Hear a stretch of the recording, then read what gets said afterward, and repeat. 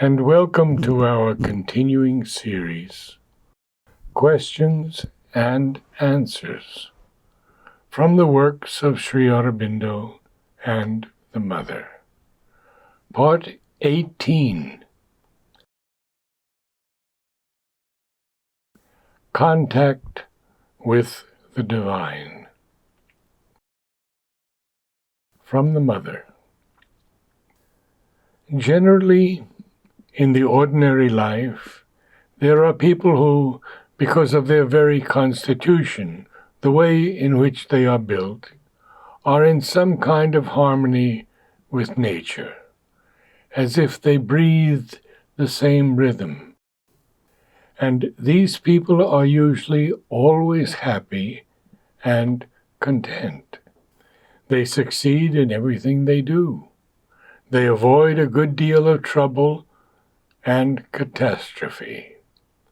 It is these that are in accord with the rhythm of life and nature.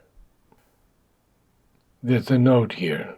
Formerly till 1958, Mother made daily a symbolic distribution which permitted all disciples, if they wanted it, to pass before her one by one and receive directly from her the needed spiritual help. Mother continues, and then there are days when you are in contact with the divine consciousness, which is at work with the grace. In that case, everything dyes itself, colors itself with this presence, and things that generally appear to you dull and without interest become charming, pleasant, attractive, instructive. Everything lives, vibrates, all is full of promise and force. Then, when you are open to that, you feel stronger, freer, happier, full of energy. Everything has a meaning. You understand why things are as they are, and you participate in the general movement. There are other moments when for some reason or other you are obscured, closed, or fallen into a pit. Then you feel nothing. All things lose their taste, their interest, their value. You are like a piece of walking wood. But if you are able to unite consciously with your psychic being, you can always be in the state of receptivity, of inner joy, energy, progress, communion with the divine presence. And when you are in communion with that, you see it everywhere, in everything, and all things take their true significance. On what does it depend?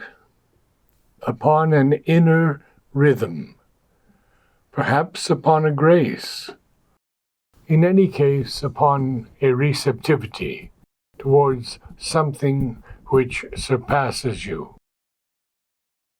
Question to the Mother. When a well-developed soul takes a body, has it less difficulty in transforming this desire soul? Mother. One cannot say. In principle, yes. But in fact, the more formed is the individuality, the stronger is this false desire soul. People who have a well-formed individuality, well-coordinated, existing in itself, least depending on the surroundings, have much more difficulty in entering into contact with the divine presence than others, because they have a separate existence, well coordinated, well organized, and generally self-sufficient.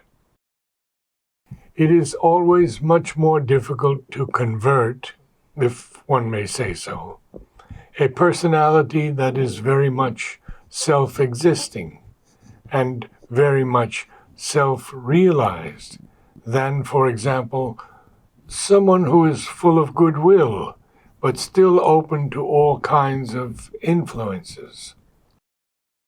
When an individual is well built and has the sense of his personality and his own existence, he has much more difficulty to conceive that he is a simple instrument of the divine force than someone who feels himself a little fluid, like that gesture, not very precise, who possesses no exact limits, no built-up individuality. He understands more easily that by himself he is nothing, and that it is some force other than his own which makes him act.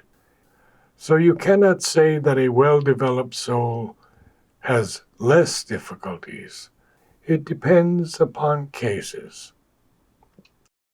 I think what you mean to say is this, that if you are in relation with your true soul, it is relatively easier to get rid of the desire soul. But that it is a different position. One must first of all have found his psychic being and identified oneself with it. It is only afterwards that you can be busy with your desire soul and convince it of its imbecilities.